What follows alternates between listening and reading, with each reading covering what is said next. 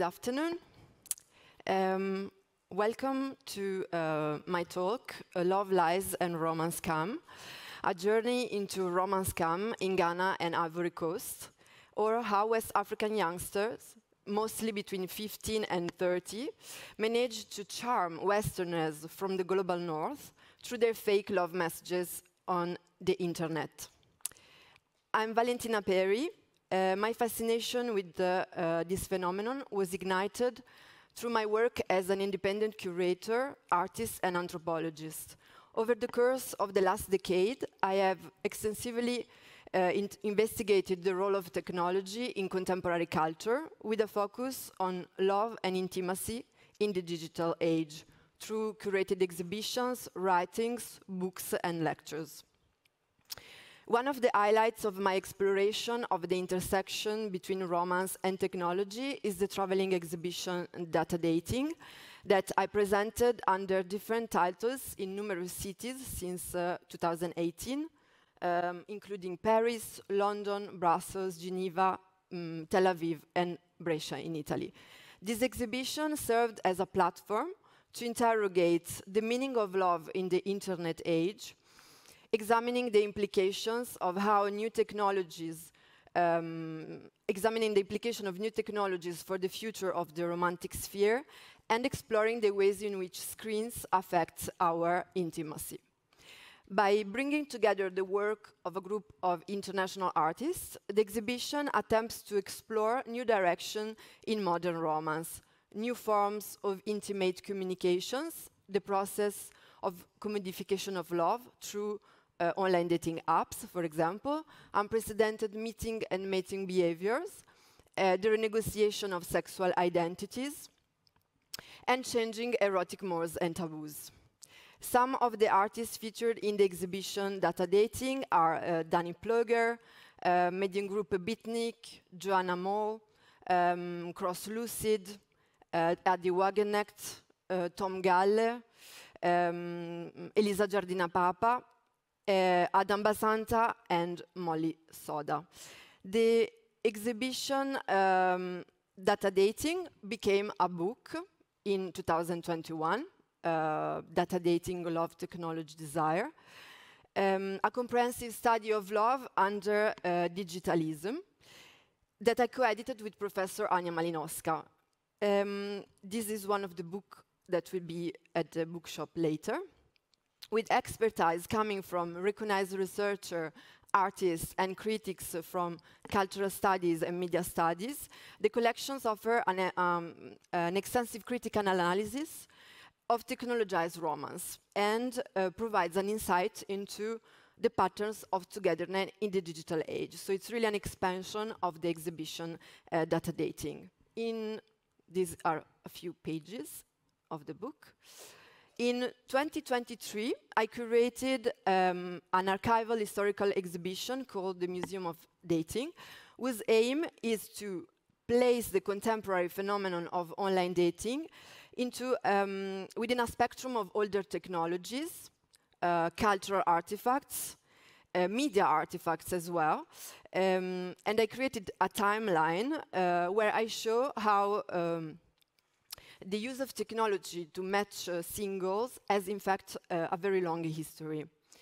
The Museum of Dating was first presented at Waterman's London, with a focus on England precisely, and the emergence of dating mediated by computerized technology in the 60s, where in this exhibition I also premiered the film I written and directed, The Lady of Computer Dating, about the incredible story of Joan Ball, an entrepreneur woman who first created the first computer dating agency in London in '64.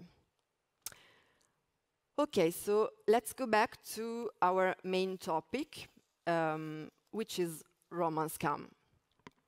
It wasn't until 2021 that a new chapter in my research journey began. The pivotal moment was triggered by the fact that I watched a movie by a Belgian Ghanaian director, Ben Asamoah, a movie from 2018 called Sakawa, which shed light on the world of romance scam in Ghana. And remarkably, the film unveiled the real faces behind the romance scam, because I've always thought that behind this kind of illegal practices, there were hidden hackers or mafia-like organizations, which partly is true. But what the director, Ben Asamoah, portrayed were individuals driven to cyber fraud by urgent economic necessity or because alternative avenues of income were not sufficient in a context of endemic economic difficulties. This eye-opening film drove my research path and led me to 2 trips in Ghana in 2022 and a journey to Ivory Coast this year in spring 2023. So why these countries? The type of fraud that prevails in the cybercrime of both Ivory Coast and Ghana is precisely romance scam. And it is the most prevalent and prolific format since 2010. What is romance scam? A romance scam, also known as online dating scam or love scam, is when a person gets tricked into believing they are in a romantic relationship with someone they met online. In fact, their other half is a swindler that use fake identity to gain enough trust from the victim to demand money from them. These scams can be perpetrated by organized criminal gangs who work as a team to extract money from different persons at a time, or by individuals, freelance scammer. Love scammers often work through online dating websites, but scammers may also use social media such as Facebook, Google Hangouts, Instagram, email, and even online games to make contact. They create fake personal profiles using stolen photographs of attractive people online, such as influencers and models, basically. Love scammers strike up a relationship with their targets to build their trust. Trust is very important, sometimes talking or chatting several times a day.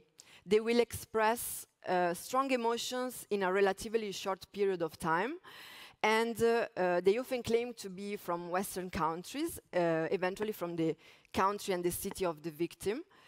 And being in the possibility to meet up with the victim because they are traveling abroad or working abroad. In their deceptive tactics, as soon as the scammer feel they have connected with the victim enough to ask money, they prey on the victim's false sense of a relationship to lure them into sending money for months and even years, without never meet the victim in reality. And the request may be for gas money, for airplane, bus tickets, for medical surgeries, education expenses. It can be anything. It can be often plane tickets to visit the victim, and of course this would never happen. There is usually, in fact, the promise of the scammer to one day join the victim in their country of origin, which allow them to make the scam last for a while. Okay, some data. In USA, according to the Federal Trade Commission, in 2021, victims lost around $547 million from being swindled by their cyber sweethearts. It is a nearly 8% increase from 2020. The Scam Tracker Risk Report, which is run by a USA-based no-profit organization, indicates that romance scams are riskiest to people in the 55-64 age group, and women are more receptive than men. Some data for France. In 2022, the press revealed that one investigation resulted in losses of around €1 million in 2022 for a romance scam. And I found data from Belgium from 2021, sorry, 2021, where romance scam represented a total financial loss of more than 9 million euros. These figures are, of course, only the tip of the iceberg of a larger, way larger phenomenon, as the romantic frauds are still rarely reported and denounced by the victims. So the real figures are way higher than that. In 2022, I embarked on an artistic residency at PR in Kumasi, Ghana, which is run by the internationally renowned performance artist and activist Vabene Fiazzi.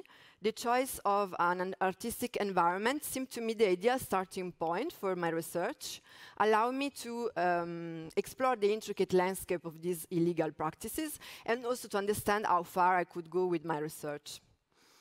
My initial objective was to unearth Roman scammers' original love texts, given the very short period of time I had in Ghana, and to come back eventually to have personal face-to-face encounter with the scammers. I was looking for the love text because often scammers follow specific script in their communication.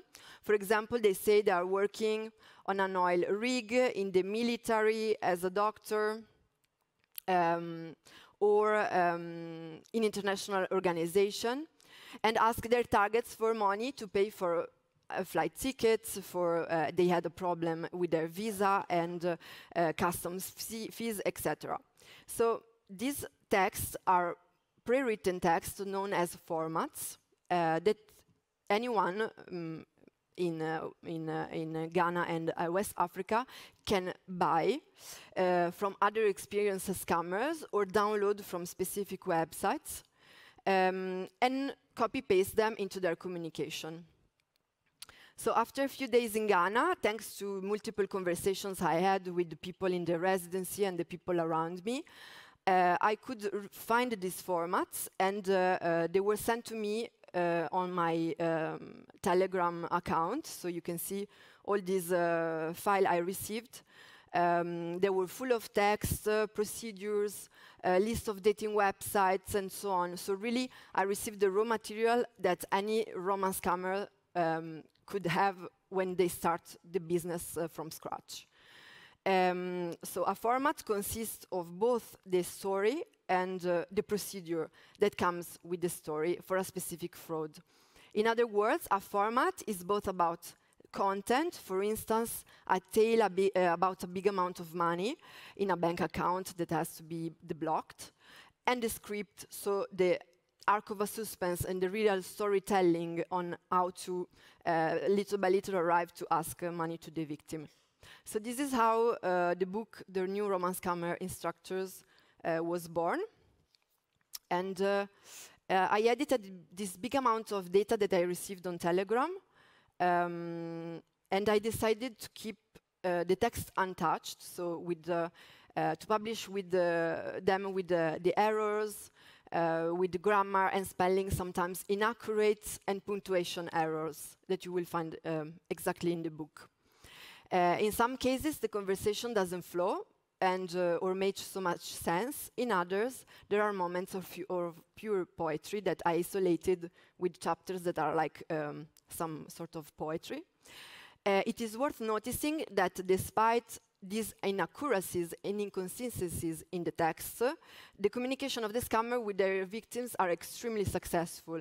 This is the aspect of the phenomenon that intrigues me the most, so how it is possible that this text can really touch many people and let them pay astronomical sums. So the book is composed of several chapters, for example, starting a new life together, the contracts to ask money, the sugar daddy format, which is one of the most complete I found, and the mini dictionary of scam, where I put the terms that are mainly in Twi language, which is the language, the first language spoken in Ghana. This is, the mini dictionary of scam.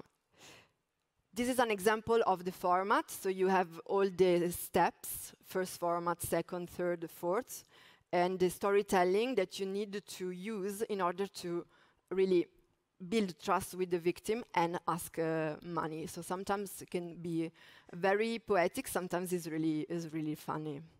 So the cover illustration of the book was designed by a Ghanaian artist, original bigwig, who was in residency with me. And here we are with Gifted, that is the face of the cover. We are at the bookshop in Kumasi, where their residency, we were all together in residency. By publishing those texts, my idea was to follow and to extend the European tradition of the love letters writing manuals from the 18th century to the 20th century, also known as the Lover's Best Instructor in UK, known as Secrétaire Galant in France, from 19th to 20th century. These are just few examples of many books that were edited in those centuries, and Segretari Galanti in Italy.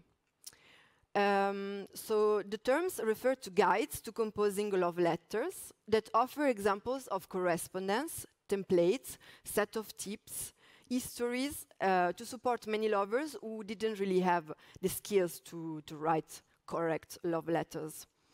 So most people who use letter writing manuals had not received a classical or extended education, and so needed help with expressing according to the conventions of the day. We can see these love letter writings manuals as a sort of self-help book from the time. The genre survived until the 1960s, so very recently. They had an affordable price, low paper quality, and they use illustrated covers. So the parallel between these ancient publications and the formats of the romance cameras in Ghana somehow seemed an evidence to me. So this is how the new romance cameras Instructor was born, following this tradition of love letters manuals. This is the frontispiece that I showed before. That was really inspired by the original Lover's Best Instructor from the 18th century in London, that I could also touch really many months after I published mine. And also in this first book of the 18th century, we can really see how the love has two faces. From one side is sincere, modest, honorable, etc. And on the other side could be fake, fraudulent, insidious, and treacherous. So also from this aspect, the similarities were kind of interesting between these two kind of publications. For the end of the residency at PR, I also created the Scam Love Letters project, where I wrote by hand a selection of texts from the book that I was already published. And once back in France, in February, I launched the first Scam Valentine's Day on 14 February 2022, that I sent to friends and colleagues that wanted to receive romance scammer love letters. My research happened to be really timely, as on February 2 of the same year, the day I returned from Ghana, by the way, Netflix released a very popular movie that I'm sure many of you have seen, The Tinder Swindler. And it's a story about the love frauds of an Israeli love scammers, so another part of the world, which brought the topic of romance scam to the attention of a worldwide audience. And so my research on my book could really benefit of this momentum. Following this publication of the book in 2022, I returned to Ghana to commence a series of interviews with the scammers, directly with the romance scammers. I didn't have the time to do the first time, so my objective was to gain deeper insights into their motivations, their beliefs, their personalities, their profiles, how they describe themselves, and their activities. It's important to note that the individuals I interviewed represented just individual romance scam and not this big mafia-like organization that can benefit of big and advanced technological skills and many persons working on this scam. So I show you some pictures of my journey to Ghana, but in Ghana I didn't dare to photograph my interviewees. Of course, they all kept anonymous, and I just recorded their voice.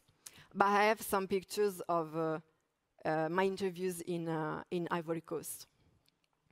So during these interviews, I offered to scammers some copies of my book that was already printed, as I was curious to understand their reactions to my idea of publishing their tools of work and basically the secret of their business. And to my surprise, those I met seemed pleased to receive the book. Pleased by the fact that I was somehow demystifying their activities and showing their actions in a different light. For example, as supposed to be how the press can do it, or in other contexts can do. And also we had a nice exchanges about my motivations behind the creation of this book and my desire to understand their activities better. So yeah, just some contextual pictures. These pictures taken at Agona Swedru. Agona Swedru is a city 2 hours somehow from Accra, that is the capital of Ghana, where supposedly Roman scam was born in the early 2000s. I mean, internet Roman scam was born. So I went there to understand also the historical side of this phenomenon. In spring 2023, I continued my research, this time in Ivory Coast. As an independent researcher without any affiliations, I was really not even in an artistic residency, which complicated a bit the research, but in the end I could find the text from the Roman scammers that I was also looking for, this time in a Francophone country. So I wanted to see if there were differences of similarities between those texts in an Anglophone country like Ghana and in a Francophone country like Ivory Coast. And so this research culminated in a second book that is slated for publication in 2024. So, in 2024. The title will be Les brouteurs galants. Why brouteur? Brouteur, it's the word in the local vernacular language called Nushi. Is a vernacular language that was created in the 70s in Ivory Coast, and it's mainly the most spoken language actually today in Ivory Coast. So even in this new book, there will be a dictionary with all the terms related to scam in Ivory Coast. The scammer I interviewed both in Ghana and Ivory Coast didn't define scamming as theft. Instead, they see themselves as young entrepreneurs who managed to emerge from a complicated economic situation thanks to their skills, intelligence, and empathy. Many see scamming just as a temporary activity which allows them to save money and then invest in other probably legal activities and other profitable businesses. So these are, for example, pictures of my interviews. Of course, you will just see smartphones. But this time, I asked to the scammers I interviewed to show me at least 1 or 2 messages that they were sending to their victims. In this case, you have Clavier d'Or, golden keyboard, who is showing me some messages she sent to this person. And he is presenting himself as a gemolog. This is why you see these precious stones. So this is one of his personalities in his work as a scammer, as a gemologist. Online romance scam played a pivotal role in shaping the agency and socioeconomic mobility of urban youth in Ghana and Ivory Coast. Online scammers operate within a space of access and utilization facilitated by grey market processes involving the redirection of technology and the misuse of social platforms like Facebook, Instagram, and dating websites and applications. So these applications have been harnessed by a user population and within a context of usage that was entirely unforeseen by the developers within the US-centric high-tech industry, of course. Many scholars understand the origins of scamming as a response to the political and economic marginalization experienced by youth in urban Africa. Despite the digital divide that is still present in some places, West Africa emerged quickly as a hub from which many scammers started to implement their digital deceptive tactics and tricks.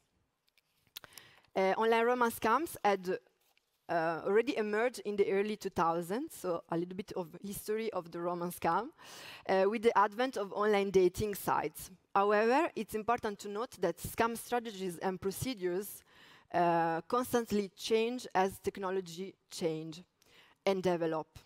Prior to the internet, scammers were using old technologies such as fax, telephone, or letters through postal mail, so in the 80s and 90s.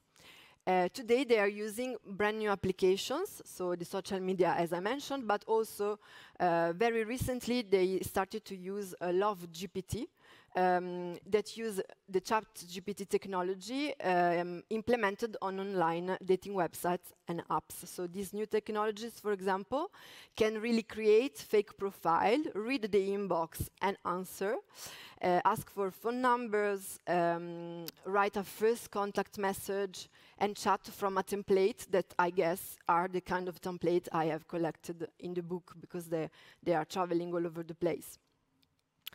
And yeah, so the initial phase of scam through internet is the early 2000s. And of course, the central venues for these fraudulent activities were internet cafe, the only place where people could access a computer and an internet connection at the time. It's really true for example, younger scammers that cannot show to their families that they are doing scam activities and go to the internet cafe. Otherwise, all the scammers I interviewed are using smartphones, and they could do it in public space, private space, between one course at school and the other, because many of them are really young and they are still students at school. So in West Africa, the fluidity and anonymity of internet have been harnessed in markedly different ways compared to the users in global north. The freedom offered by the ability to manipulate aspects such as race, gender, location, age, etc., has led African youth to construct alternative identities through text and messages. This process of digital self-fashioning has enabled them not only to carve out spaces outside from the traditional authorities, but also, of course, to engage in internet scams. So online dating and romance scams, in many cases, man-woman format or gender swapping. They involve male switching scammers, faking as female, online, of course, through fictitious profile. They consistently collaborate with girlfriends, sisters, and female friends, especially when the victim asks for a phone call or face-to-face interaction, virtual, of course. The effect of this collaboration has been that over time, more and more women are starting to work in romance scams. An activity that was from decades mainly practiced by men. So the cover illustration of my book, The New Romance Scammers Instructor, highlights these sort of digital performances as a contemporary diversion of a Fanon white mask. In a remarkable twist, fraudsters adopt false digital identities, temporarily shading their appearance in order to hijack the wealth and resources of the global north. Anthropologist Sasha Newell pinpoints that the new social figure of the scammers epitomizes the transformative power of the internet and underlines the appeal for the scammers for the Afrofuturistic prestige in outsmarting the former colonists at their own technology, as they claim that they are taking a part of the vast and highly visible wealth as a repayment of the colonial debt. One of my interviewees in Ivory Coast confirmed this intention, Jamil, who referenced to the famous Zouglou song from the Vieux Gazeur. The song is called Dette coloniale, colonial debt, released in 2010. The song sums up the different types of exploitation by the colonists in sub-Saharan Africa in general, and evokes the fictitious SRDC, the Colonial Debt Recovery Service. So let's go back to the question that opened the talk. So how do West African youngsters, so young, manage to charm Westerners to the point of making them pay astronomical sums?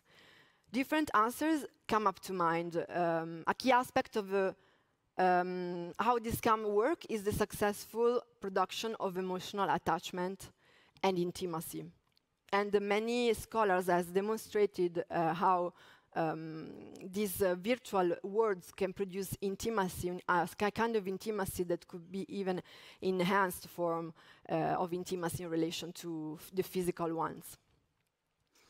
Scammers hold a somewhat different perspective regarding the success of their endeavors. In Ghana, the phenomenon of internet scamming goes by the name Sakawa.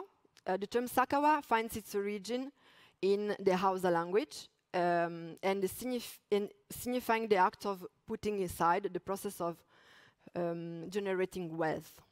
It denotes illicit activities that blend, from one side, modern internet-based fraud with, on the other side, spiritual African rituals. These rituals involve sometimes, many times, sacrificial practices and are intended to spiritually manipulate the victims, ensuring the scammer fraudulent activities are successful. Also in Ivory Coast, the world of cyber scams is deeply intertwined with the practice of Zamu, a contemporary form of witchcraft and mystic practices aimed at facilitating the execution and the success of scam. The primary objective of Zamu is to bewitch the victim through occult means, ultimately altering their judgment, rendering them susceptible to the scammer's ploy, and allowing money extraction without resistance, basically. It involves a pact between the scammer and a mystical entity, sealed with the offering of a sacrifice. So yeah, it's a shared belief within the Roman scammers of both Ghana and Ivory Coast that spiritual rituals and mystic practices have the capacity to reach through the internet and control people's actions and mind, especially the victims who refuse to pay at the first place when asked for, as confirmed during the extensive interviews I made to some of them.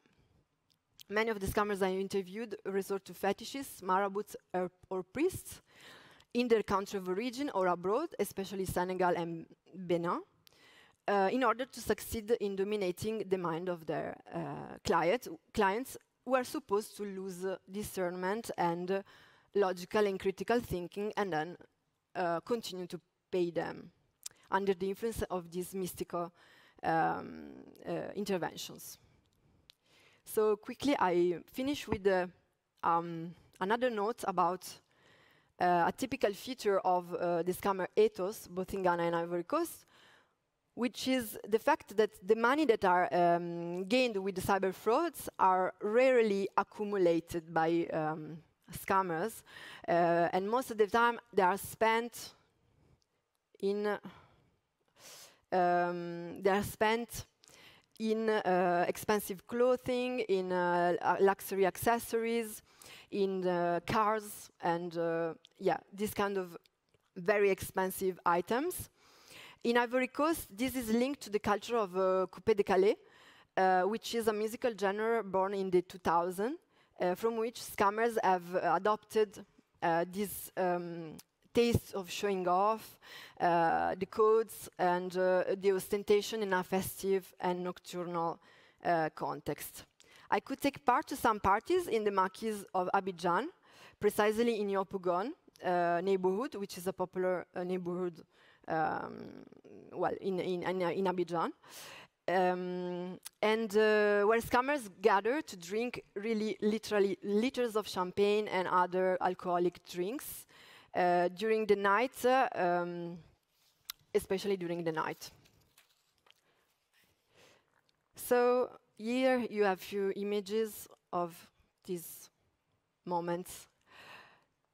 And so I end with, this is the Instagram account of Commissaire 5500, who is one of the Abidjan most famous and celebrated ex-scammers, because now he is doing something else. But in the golden age of cyber fraud, romance scam in Ivory Coast, which is in the 2010 until recently, he was one of the most successful scammers, and is still an example for many of the youngest that are starting the business now.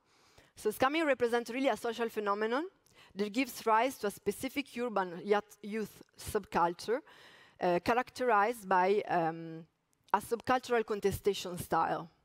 As the scammers confirmed during my interviews, if the acquisition of wealth leads to ostentation and excessive spending, they also engage in large redistribution of this money that highlights also another function, social function of the scammers in their own context. So traditionally in West Africa, individual accumulation of wealth is considered abnormal, so there is a sort of a moral obligation to redistribute a portion of one's riches, one's wealth.